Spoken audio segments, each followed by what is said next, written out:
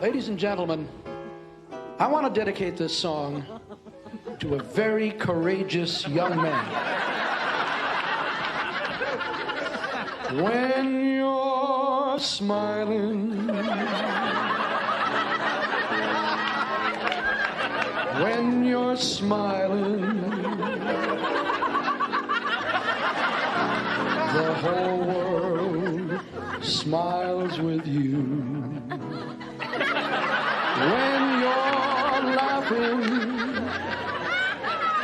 When you're laughing, the sun comes shining through. But when you're crying, you bring on the rain. So stop that sighing, be happy again. Keep on smiling, 'cause when you're smiling, the whole world smiles with you. The whole world smiles with you.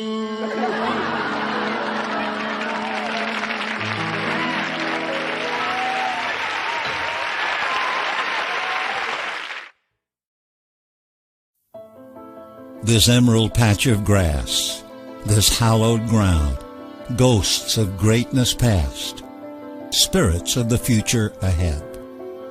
This immaculate diamond, facets reflecting perfection. This mound, this base, this place. These lights competing with stars shining from within, beacons touching all of us. This crowd, a sea flowing, swelling, its mighty waves taking us up, up, ever higher. The city, seekers of superstars, supernovas, lighting the heavens. The stadium, rafters echoing with the past. These blades of grass growing upwards to the sky, reaching for the stars.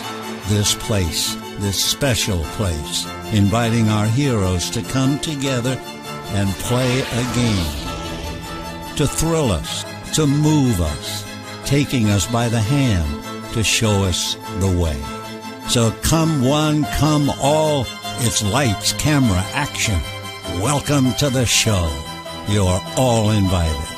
We'll welcome the best from all over the world to come to this special place. For this is more than steel, concrete, dirt, and grass. This is our home. And why is this the play of the game? This is the play of the game because I have had so many hot dogs and lobster rolls today and sushi and shaken so many hands and went to the bathroom a couple of times and taken so many pictures a couple of times more than that. So this, ladies and gentlemen, the play of the game. Yeah.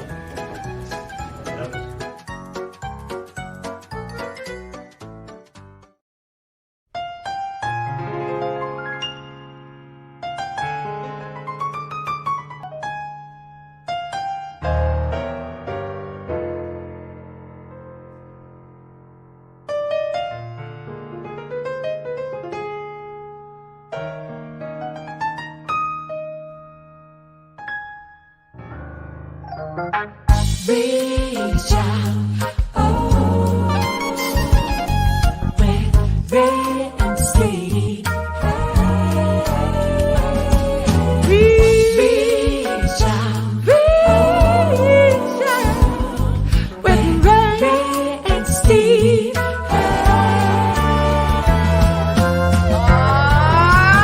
Take me out to the ball game. Take me out to the car.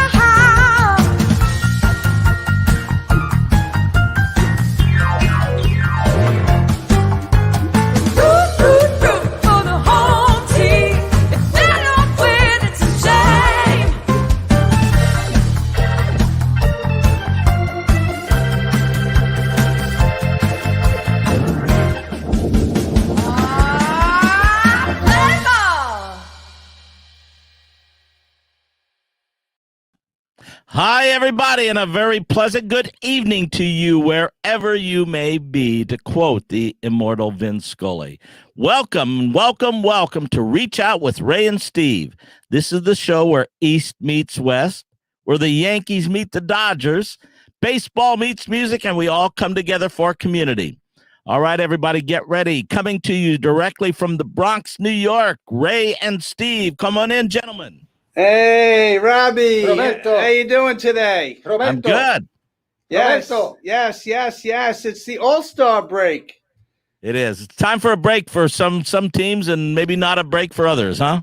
That's right. We showed there's the standings there. Your Dodger boys are 56 and 35. Well, you got us up by 10 games. We're 46 and 43, and Wow. the Metsies are even ahead of us. So No, that's not that much. it's been a little challenging in Yankee land a little bit. Yeah, and last night, we're not even going to talk about last night. Because I'm a Dodger fan, that made me mad to watch those, can I say cheaters on the air? Is that a dirty You word? can say cheaters, right? That's okay. That's okay. But, it's a little bit back and forth. Judge hit a home run. It was kind of cold there in Houston. He kind of No, look, the bottom line is we cheated ourselves, okay? Regardless, we cheated ourselves. A 7-2 lead in the ninth inning, and we can't hold it. That's a problem. That is a major problem. Okay. We couldn't go to Chapman. I don't know. Listen, I'm not even going to get into the whole aspect of why. It was just bad. It was just bad. Well, there's still plenty of time for the Dodgers to meet the Yankees in the World Series this year. That's what we're still rooting for, right, guys? There we go. Well, We're you sound right like there. a manager that we used to have by the name of Ralph Houck. Okay, he'd say the same thing, and at the end of the season, we're out 15 games out. He said, "But next year, we're going to be right back there, fellas. We're going to do it next year." But it's not always about baseball. Italy took the Euro Cup from England. Yes, it was a great Carmine. What do you think of what happened yesterday? I thought it was amazing. They came back during the penalty shootouts. Unbelievable. Italy takes it, and Carmine is so happy. It took a little. There we go. Carmine is up on the screen. Yeah. There we go. And these are the fans in England, and these are the fans in Italy. Let's check out the difference after Italy took the crown yesterday.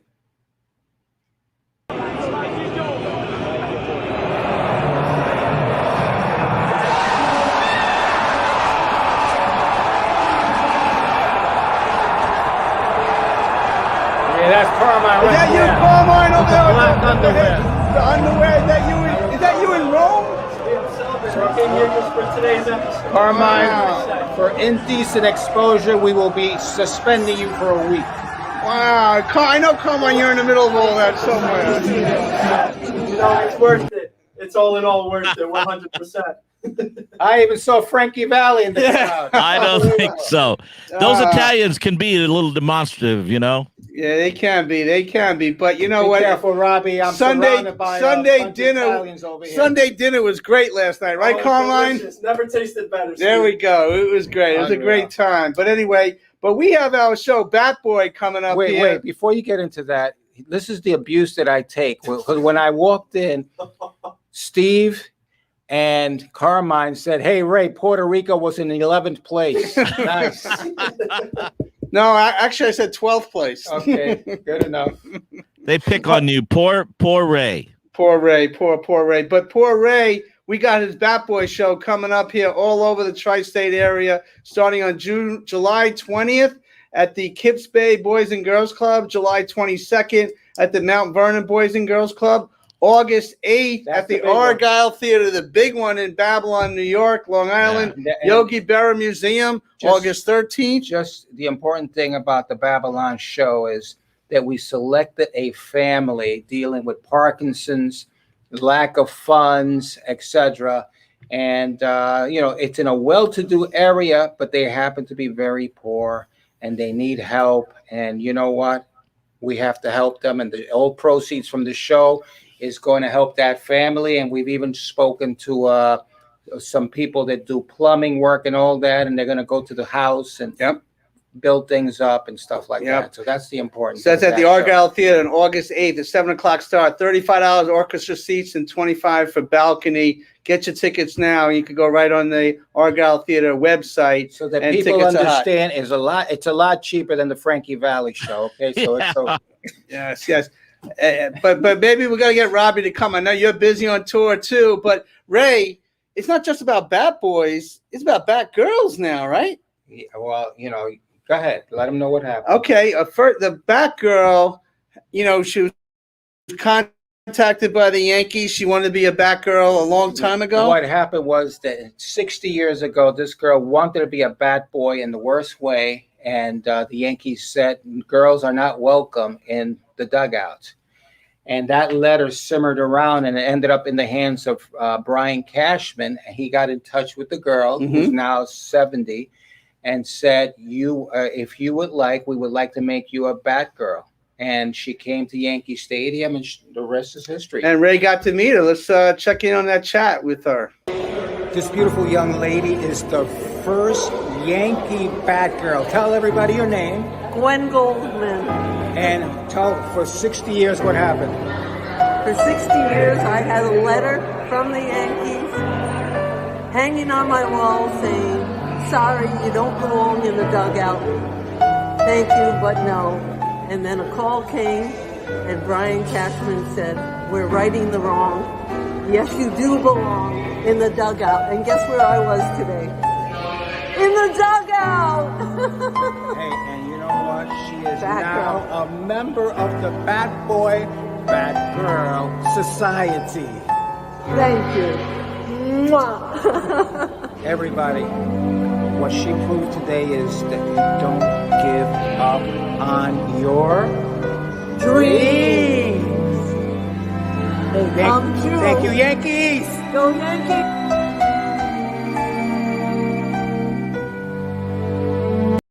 That was a beautiful Wow, that was a Great. special moment. moment. Yeah, it really Her was. Wow. smile is so infectious too, isn't it? right. Just radiates off the screen. That's right. And- No, and that, that for me made me feel proud of the Yankees. I was proud of the Yankees because it's those little things like that matter.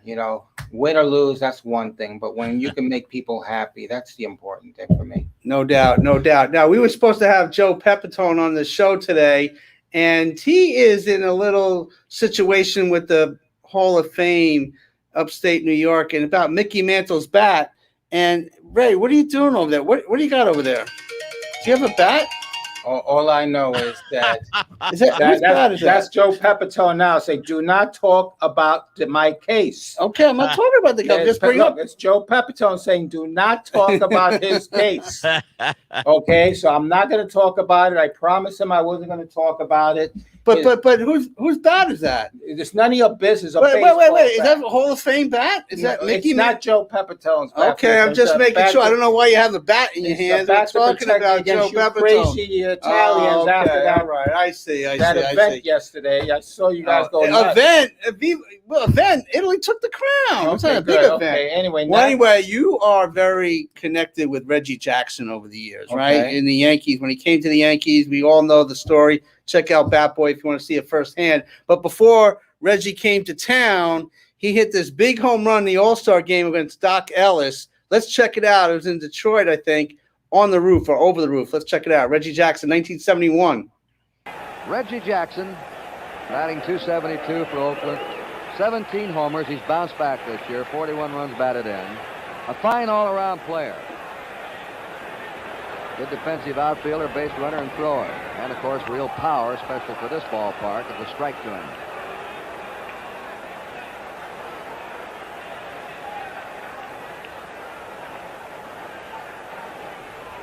Aparicio on first, nobody out. Doc Ellis pitched a no-hitter at San Diego in June of 1970. He walked 8 in that game, hit a batter, and still pitched a no-hit, no-run game. There's a long drive. That one is going way up. It is off the roof. That hit the transformer up there. A tremendous smash. Only 8 players have hit the ball over the roof here in Detroit. And Jackson Nearly did it then, out of the ballpark. So that's some moment there, Ray. Well, 50 years. I don't know where the 50 years went because I remember as a young kid watching that. I know, Robbie, you remember that moment. I remember it. Reggie could hit, that's for sure. Yeah, That's Your right. man. And since it's the All-Star time, in 2008, the All-Star game came to Yankee Stadium right before the old stadium turned into the new one in the following year. But actually, this is George Steinbrenner passed away today, correct? Yeah. On this date. Yep, he died 11 years ago today. Oh, actually, it's tomorrow. At the he died the same day as the All-Star game that was going to happen that night. Right. And everybody at the All-Star game was like, "Can you believe it? Can you believe George Steinbrenner actually?" I mean, he was bigger than life. He was. Well, he I was know upstaging the All-Star game, wasn't he? He did that. Yep, he was He upstage. did Well, that, and he should. yeah, we're gonna Yeah. go back in time, 2008, when a little homage and baseball community, the baseball world paid homage to George Steinbrenner at Yankee Stadium. Let's check it out. And now to throw out the ceremonial first pitch for tonight's All-Star game. Surrounded by their Hall of Fame brethren, here are the men who will forever wear a Yankees hat on their plaque in Cooperstown. Reggie Jackson, Goose Gossage, Whitey Ford, and Yogi Berra.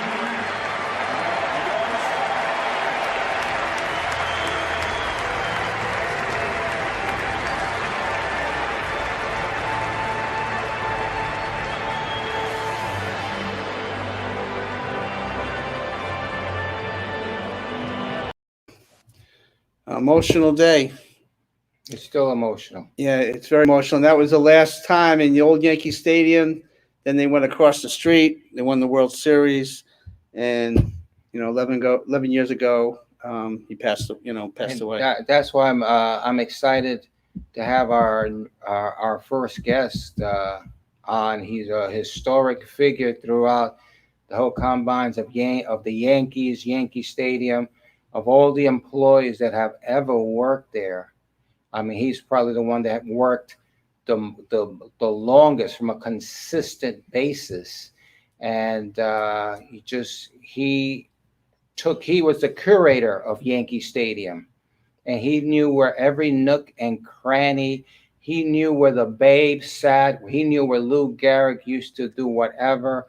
DiMaggio. He just knew everything, and he got to know all these guys from the Mick all the way through, and I'm not even close. I'm coming on 50 years, but it ain't even close because every time I got into a fight with the boss, I would leave for a year, come back, leave for 2 months, come back. That's the way it was with me and the boss, or like a family scenario. But Tony was there consistent, and his heart, from the standpoint of what a Yankee is, that's what Tony is. Right. And I'm still trying to be like Tony. You know what I'm saying? Because I always admired his heart for the brand, and he understood what the brand really meant more than most players, more than owners. I don't want to get Tony in trouble, but that's how beloved he was towards that and why. And, it's the same thing.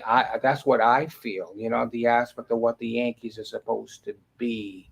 It's a sacred situation. It's a sacred club, and not too many people are in that club.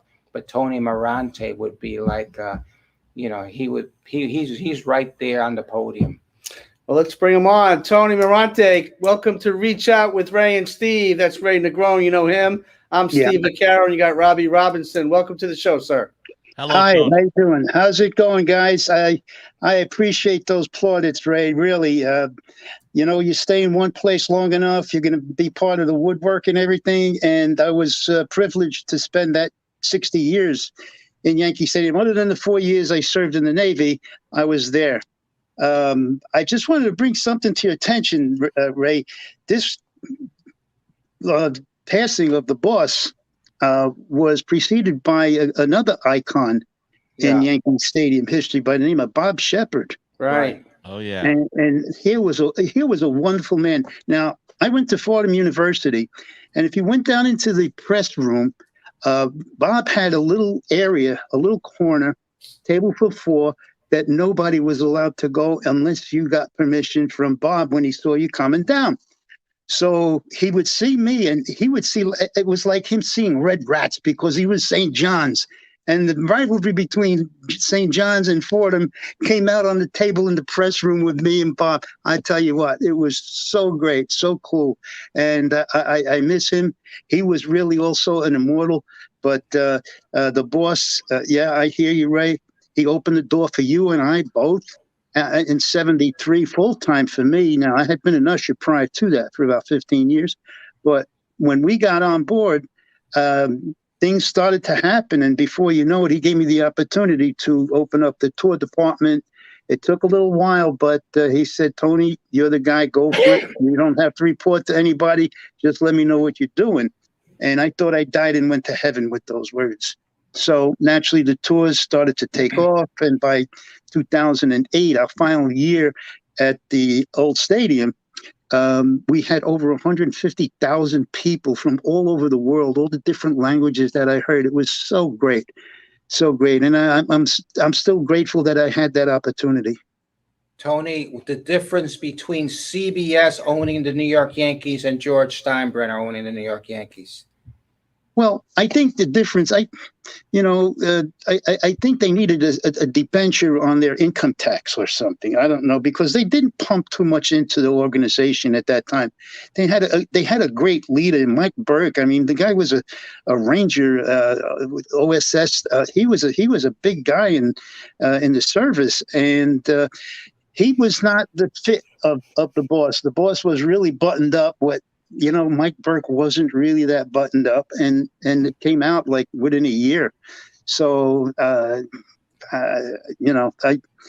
don't know exactly anything else that went on there other than the fact that Burke wasn't around too long, and a couple of other guys that were part of the Yankee woodwork during that, the dog days from the time CBS owned it until Mayor Lindsay was very instrumental in keeping the Yankees where they are. The Giants had left. The Giants were playing in the stadium at that time, the football Giants, that is. They left and went to the Meadowlands, and the Meadowlands were trying to lure the Yankees over there. But Mayor Lindsay didn't want to lose the Yankees on his watch. So he says, okay, we're going to put down $28 million, and we're going to renovate the stadium. And well, they did a real nice job in renovating the stadium, but it cost a little more than that 28 mil that was supposed to happen. It was closer to 100 mil when all was said and done. So it was a great start in that turbulent era, that decade of the 70s. All the stuff that was going on. We had the postal strikes. We had we had the police action, the garbage strikes, and on top of that, we had the Son of Sam. That was pretty funny. There was nothing funny about the Son of Sam. Is it true that you were suspected for a while there of being the Son of Sam? Yeah, you know what happened? The first composite of Sam was that he had curly hair. He had an afro, and at that time, afros were in. So I had an afro also. Yeah. What happened was I came home from downtown one night. Came back. I guess I struck out. So I came home. I was by myself. I had a big cigar hanging out of my mat. I had a big floppy hat and a big Cadillac, right? So I'm getting out of the car, and the guy says, "Put your hands on the what's going on here? What's going on?" And get out. Oh my God. But you know what? The guy that was with his partner said, he looked at me and he saw what was going on. And he says, this guy couldn't have done it. Because, the situation that I had, I would have had a lot of problem with a 44 caliber. That's like a cannon going off. So there were a lot of lights that were going. Well, all I'm saying is, did you think your career could be over because you were suspected of being the Son of Sam? they came to the stadium. When I saw those long coats coming down the hallway, I said, "Oh my God, not again!" What those lights were that were on at 4:00 in the morning was NBC. So this was on a Friday night. They aired it Saturday night on Channel 4, and I started getting calls on Sunday. "Hey, Tone, you look really great coming home the other night. You were in good shape." Oh my God, what are you talking about? "Oh, you were on TV. You didn't know?" Oh my God. So the detectives from the different boroughs started coming over. Then they started bothering my mother, my father, and then finally the Queens guy said, "All right, let's let this guy alone." But it was not fun. It really wasn't fun. And, but that's the way it was then, because they didn't have any leads on Sam, and they wanted to show the public that they were out there doing something. And I was there, ripe for the picking. Hey, Tony, this is Robbie Robinson. I've got a quick question for you. So you, as a curator of Yankee Stadium, you must have some amazing stories about the greatest that ever lived, Babe Ruth. Have you got any great Babe Ruth anecdotes you could share with the audience? Well, when the Roaring '20s came, and the Yankees had just got the Babe, and he hit 454 homers that first year, which eclipsed the record that he set the year before when he hit 29. Right. It was like he was the leader of the band moving into the Roaring '20s, and it seemed that he followed everything that was going. It was like in lockstep with all of the nonsense that was going on in the '20s, and he was right there for everything with his big Studebaker and his hat, and always chasing the ladies, and unfortunately, at the expense of his first wife. But I can't say that I was witness to too much of the Babe. I guess not. No, I didn't mean that, but you know the stories, right? Well, how about Lou Gehrig? You have some story, because you must have you know where all the bodies are buried in Yankee Stadium, at least old Yankee Stadium, right? Well, once again, I wasn't witness to them, and the papers do distort things and everything. I don't have much to bring to the table with this, I'll tell you honestly. Gotcha. And there's also an integrity in the clubhouse and things that Ray knows about that. Things don't get out of the clubhouse. Tony's very protective, but let me just ask you this, Tony. You were there during the Mantle Maris era, and then you saw the Reggie Thurman era. Which one was more exciting per se overall? Oh, well, I tell you honestly, it had to be Mickey and Roger, because by 1960, Mickey had so many operations and everything, which he played through most of them because he didn't want to lose any salary. And Weiss was pretty tough with the guys at that time. So in 1960, the Yankees were winning. So Mickey's coming off the field, and he's approached by these fans. Now, don't forget that after the game, you were allowed to go out on the field and exit through center field to get onto River Avenue.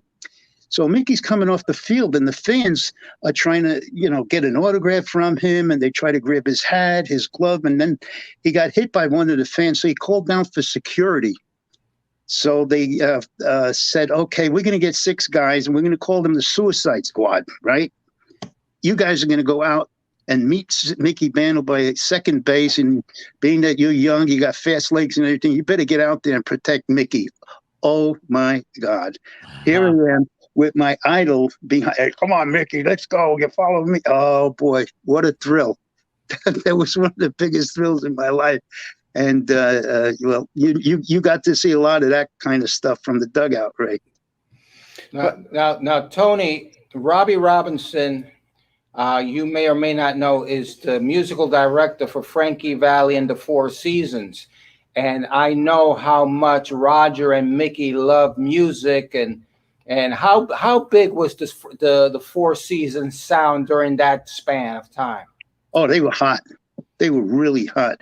They had it going. They had it going great. Frankie Valli and these Jersey boys from the metropolitan area, they were always at the top of the charts year after year after year.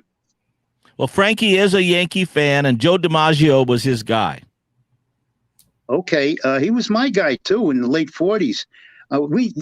Being of Italian American heritage and everything, when my dad was coming home from his usher spot and everything, what did he do today? What did he do? Joe DiMaggio is he. He was like the god, you know. And then naturally we were interested in Yogi and the Scooter and everything, but Joe D, yeah, he was up on a pedestal. Yeah, no doubt. He was so Robbie, let's bring in, because we got somebody backstage. Hold on. We got to answer this one question. And it was an interesting question that just came up from one of the fans, and that is, what was your favorite part of the old Yankee Stadium, and how he felt about it being torn down and replaced? Could you answer that before we move on to the next? Sure. In 1959, they built the what it was called the mezzanine loge, and it was actually an extension off the press box that ran out to left field.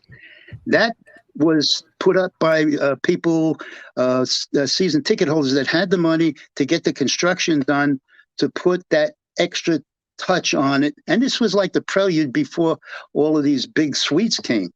So my dad was working on one part, and when his partner had left, he called me. He got me to work up there, and guys like Howard Johnson, Ed Mosler, Mosler Safe Corporation, John Hanson, there were a lot of great guys that he met up there, and they liked him so much that unfortunately you can't see me. Could you see me? We could see the picture of you. Yes. Oh, no. Okay. I have my father's hat, which these guys bronzed. They loved him so much, all these big shots and everything. So in working that section, that was very, near and dear to me, and especially when. What section where was that at, Tony? Between sections 10 and 18. Which is where? Is that right field? Is that left field? Left side. The left side. Okay, Tony. And it was, yeah. The cover. Put up the cover of the book. This is Tony's book. Time is running so fast, it's unbelievable. But this is Tony's book. I read this book, and it's an incredible book. How do we get the book, Tony, with the forward by Michael Kay? It's on Amazon. Okay. It's on Amazon, and it's selling. I've been doing book signings, and it's moving along. I can't judge it by anything. I'm having fun meeting a lot of people, seeing a lot of people from the neighborhood I hadn't seen in years, some of whom I didn't recognize. But, we all change over the years and everything. But it's really a good time to be part of this. And I worked on it hard because the kids were struggling with American history. And I thought it'd be a good idea to get this down where the people, where the youngsters could see American history through the eyes of baseball. And what I love about what Tony is doing with this book is he's having it translated into Spanish so that my Goombas can, in essence, understand it and get it all over Latin America, where all the players are coming from today. And Japanese. And Japanese. Well, yeah. Well, Tony, thank you so very much. The book is great. We're gonna have to get you back on the show. We have to get you back. We didn't. Definitely. We barely covered the surface. Yes, but Robbie, thank you so very much, Tony. God bless you, man. It was fun. Thanks, Ray. All right, thanks, guys. Steve. Thanks, guys. Thank you. The man. So, Robbie, we have our musical guest. You mentioned at the beginning of the show where East meets West and baseball meets music. So, who's our music guy tonight? Our musical guest tonight is I've had the privilege of working with some of the most talented people in the music business now for about a half a century. This next gentleman is one of the most talented human beings on the planet, one of the most talented people in the music business. He comes from a pretty good stock because his father was Mel Torme and his stepfather was Hal March. And let's bring him on. His name is Mr. Steve March Torme. Mr. Torme. All right, here we go.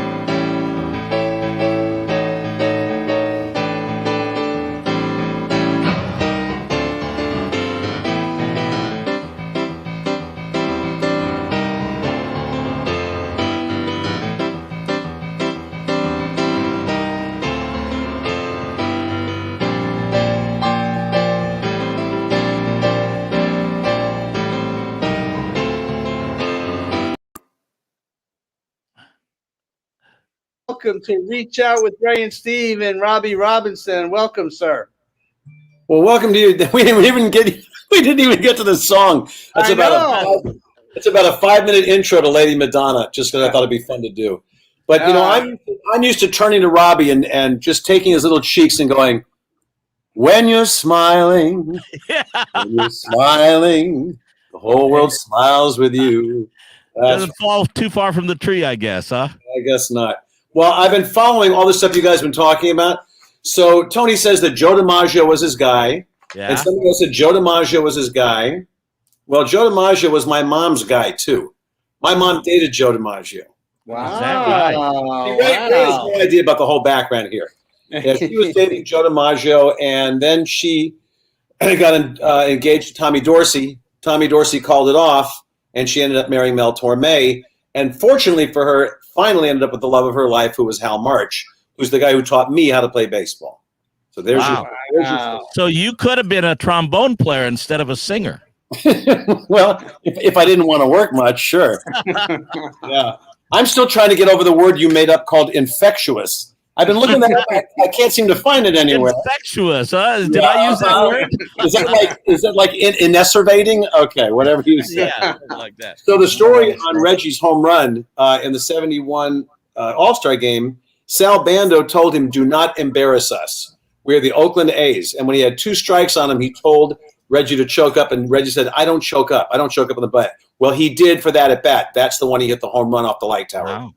Wow. 2 inches up on the bat. Yeah. Now, as musically talented as this young man is, Steve March Torme, we used to call him Little Stevie March back in the day, but that's been. I don't know if we can still go there, but he claims to be a baseball player, and he does have some plaques to prove it. Do we have? You want to talk about your days at the fantasy camp, Stevie? Oh, does that say 2007 camp MVP? Oh, you can get those at Kinko's, I think, right? I guess there's Frank. There's Frank. Yeah. Got a couple of others. Show me and Yog. Oh, there's my buddy Tony. Oh, yeah, we just had Tony on last week. I was supposed to be. Hey, there's Yogi. Oh, hey, how you doing? There's Yogi. And it's Moose. Hey, it's Moose. Yeah, the Moose. There you go. Yeah, yeah. Well, see, I told Robbie there are certain stories I would love to tell on your show, and I can't. Okay.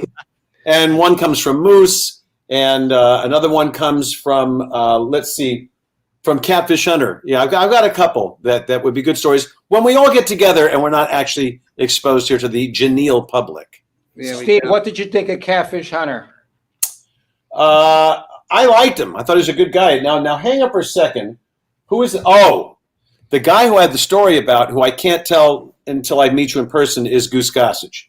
Mm-hmm. Because the year that I did the camp was the year that Goose got inducted into the Hall of Fame. Right. And I met him at night there, because the truth of the matter is, look, I'm not telling tales out of school, but these Yankee fantasy camps are basically like a glorified AA meeting. I mean, everybody big for a couple of hours, then everybody just drinks until they pass out.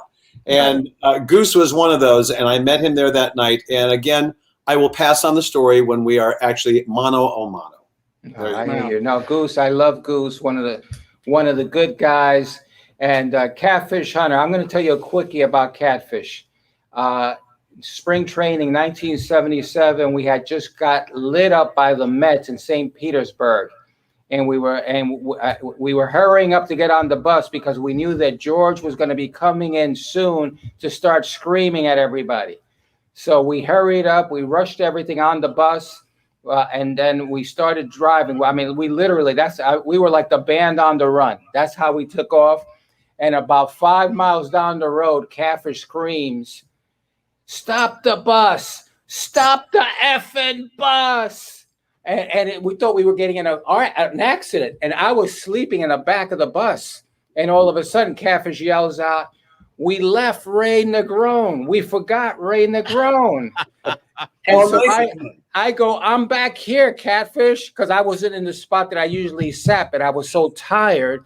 And so Cliff Johnson gets up and he says, "You stopped the bus for that MNFer?" You know what I'm saying? And it was wow.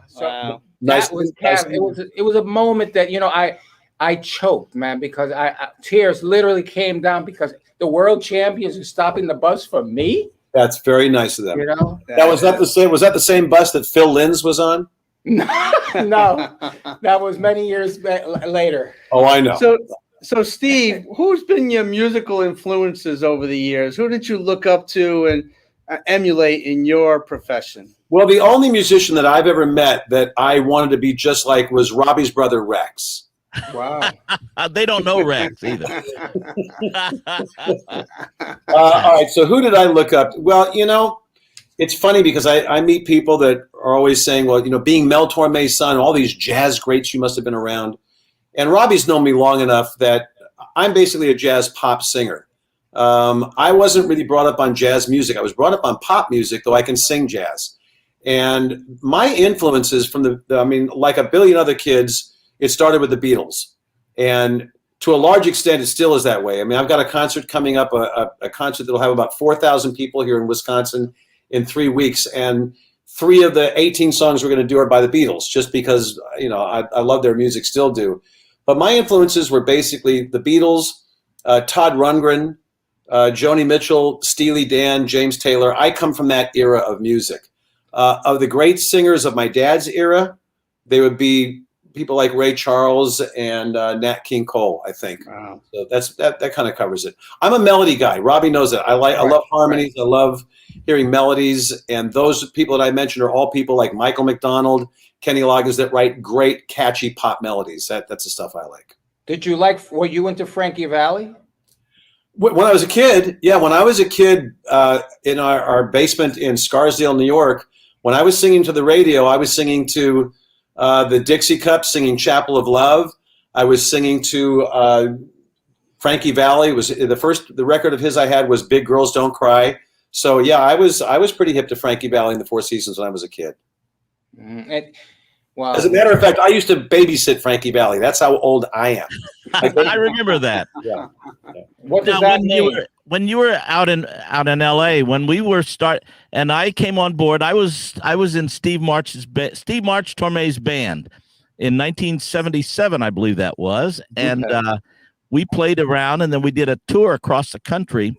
But I remember playing at the Roxy, and you had all of your Goombas, the guys that you grew up with in high school, Dino and Desi and all that cast of characters. Can you talk about that a little bit? Well, because Hal March, and again, another question that often when I go do a concert and I'm asked by people afterwards, you know, tell us about the people you grew up with, the people you met through your dad, all these jazz greats. Well, my mom and dad got divorced when I was about 2.5. So I grew up with Hal March, who was the host of the $64,000 Question Show.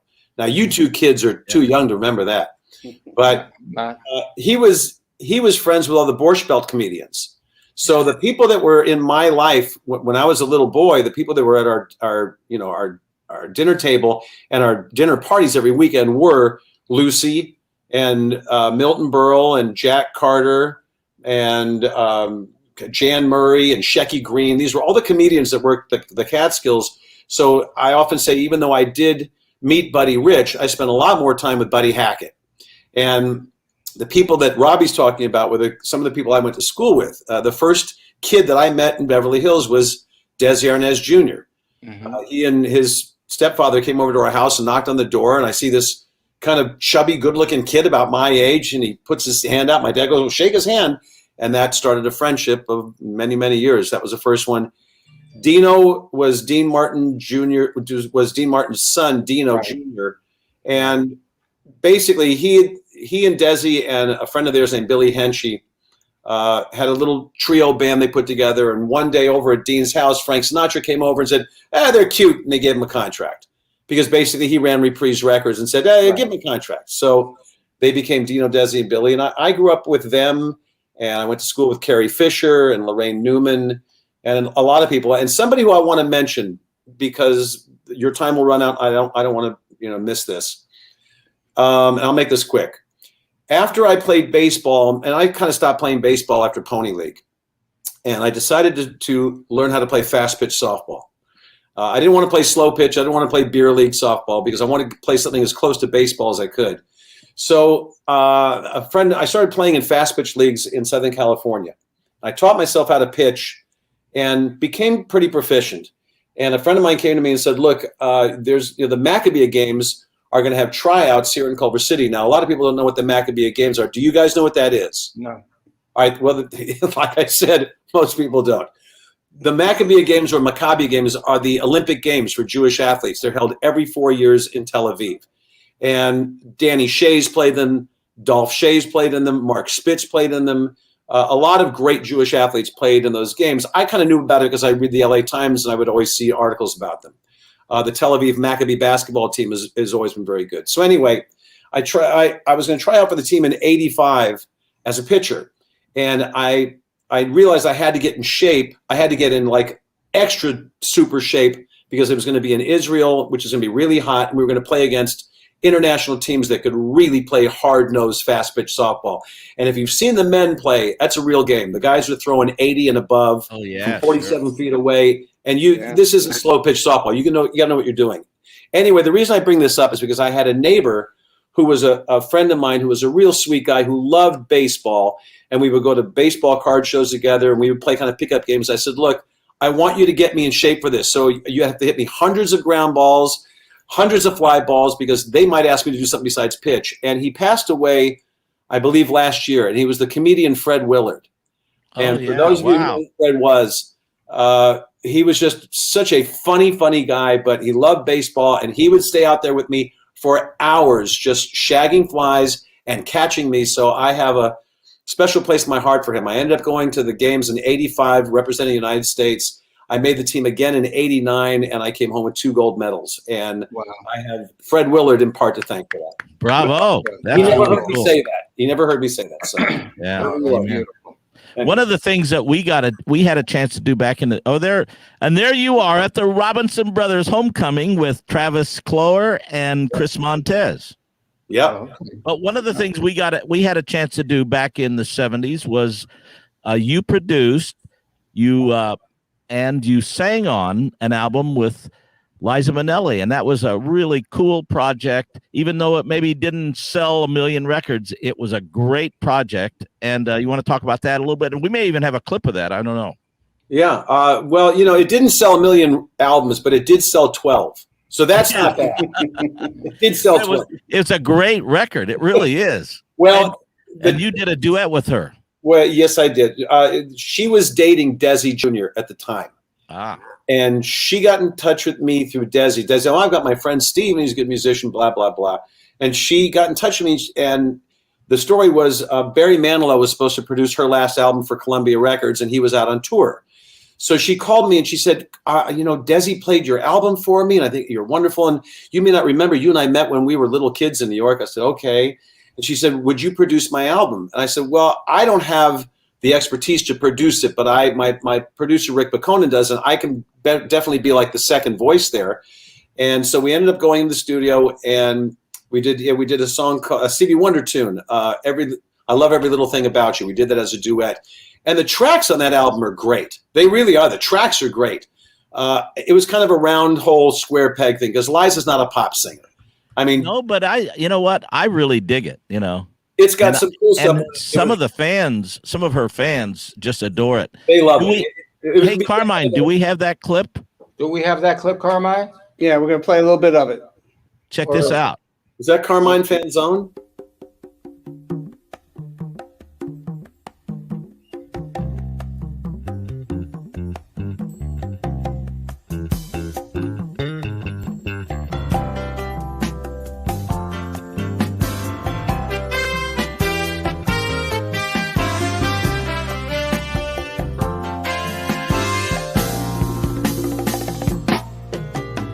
Oh, they say you're not my friend. You've been here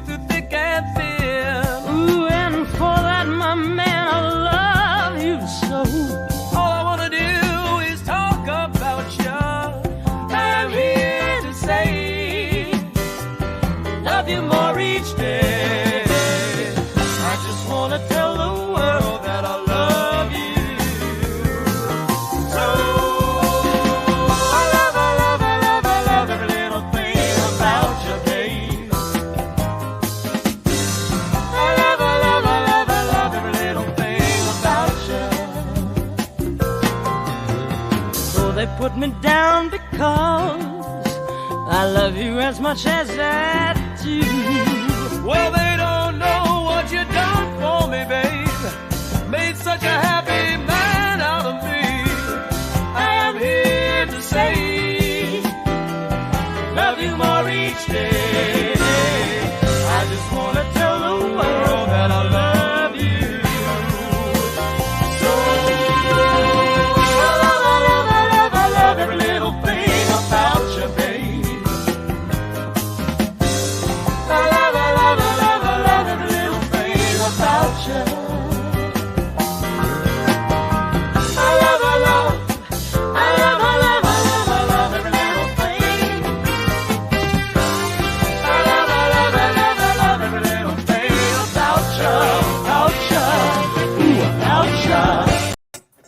Yeah, bro. And great song. And tonight on network, Chapters Network, we have a new show reminiscing with Gene DiNapoli, who's another music guy. And let's bring Gene here with Steve March Tomei. Gene, are you there?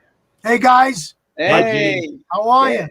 So Gene, welcome to the network. And what do you think of Steve March Tomei's work over the years? I'm a little jealous, but I'm going to tell you, Steve, if I may, you don't have enough credits to your name. So That's very kind of you. Well, go on the website. You go to stevemarchtorme.com and you'll see what I do. Check out the videos, blah, blah, blah, blah, blah, blah, blah. I saw it, which is why I said that facetiously. Well, that's very kind. That's very, very kind of you. By the way, I need to share something with you, Robbie.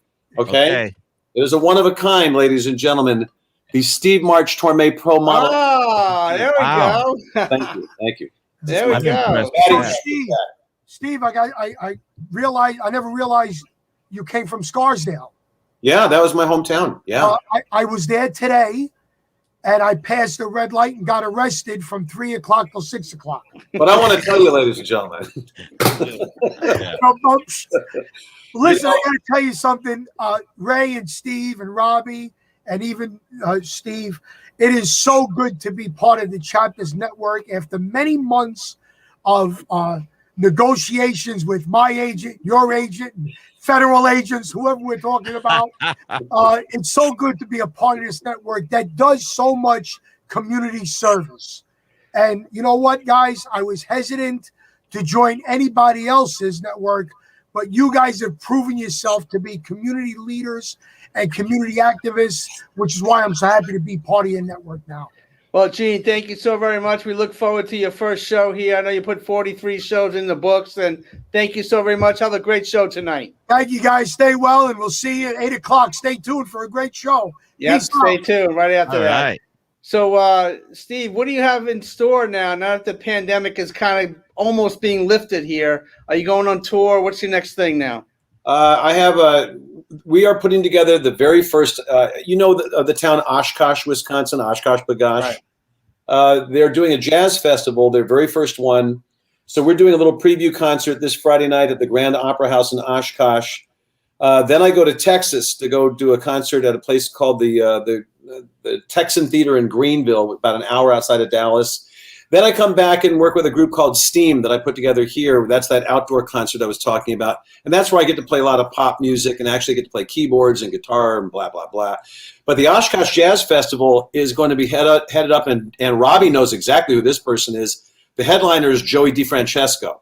Oh, yeah. He's going to be the headliner, and Joe Piscopo is going to be the host. Wow. Oh, great. As it turns out, we have, Robbie's not aware of this, but we have a ton of really excellent jazz musicians in this area, in the Fox Valley. They come from Lawrence University, and I mean some killer players, really, really great players. So that's kind of the summer. We're going to do, I'm going to Texas, like I said, I'm going to Florida, Arizona. I'm doing a concert underneath the London Bridge in Lake Havasu in October. And then December's taken up with Christmas shows. So at least, yeah, like you said, the pandemic lifted, get an opportunity to work because the virtual thing kind of blows. It's not that much fun. So I'm glad I'm going to be able to sing again. Now you left one big concert off of your itinerary, I noticed. That would be November the 13th and 14th. Oh, well, it was not etched in stone. Now that it is, it will be there. It's etched enough. Okay. Let me talk about that a second. So what you saw that picture earlier with Joey D and some of the horn players and Steve and I. Can you show that again, Carmine, with the horn players up there? Robinson Brothers homecoming in Litchfield, the music mecca of Litchfield, Illinois, is going to be happening. I believe it's November 13th and 14th. That sounds right. And Steve March Torme is coming back for that. Joey D is coming back for that. Tony Orlando is going to be there for that. The horn section, that's the horn section from two guys from the Blues Brothers, Lou Marini and Bones Malone, Bobby Burns from Earth, Wind, and Fire, Doc Kupka from Tower of Power, one of the Jersey Boys, and who knows what other kinds of stars, Chris Montez, and but Steve March Torme is always just gracious enough to come back. It's a big fundraiser for the hospital there, and thank you for doing that, Steve. This is a public thank you. Well, we gotta have Steve back real soon.